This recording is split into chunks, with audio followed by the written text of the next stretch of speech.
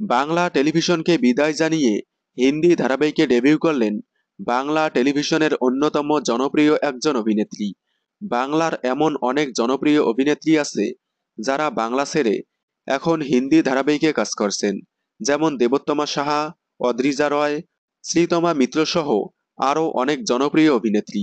এছাড়াও জনপ্রিয় অভিনেত্রী অনুমিতা দত্ত বাংলা টেলিভিশন ছেড়ে এবার তেলেগু ভাষার নতুন ধারাবাহিকে গেলেন তিনি। এবার আরও এক জনপ্রিয় অভিনেত্রী বাংলা টেলিভিশন ছেড়ে হিন্দি জনপ্রিয় ধারাবাহিকে যোগ দিলেন। বাংলা টেলিভিশনের অন্যতম জনপ্রিয় অভিনেত্রী মধুরিমা বসাক, যাকে বেশ কয়েকটি জনপ্রিয় ধারাবাহিকে দেখা গিয়েছিল।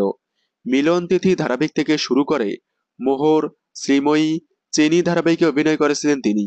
সম্প্রতি শেষ হয়েছে চেনি ধারাবাহিকটি। চেনি শেষ হতে না হতেই আবারও নতুন ধারাবাহিকে ফিরলেন তিনি।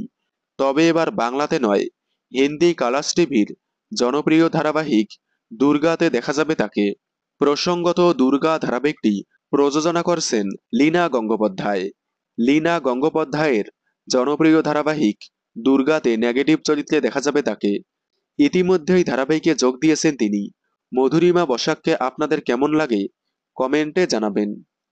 বাংলা বিনোদনের এই ধরনের সকল আপডেট সবার আগে পেতে চ্যানেলটি সাবস্ক্রাইব করে পাশে থাকা বেল আইকনটি বাজিয়ে দিন। ধন্যবাদ।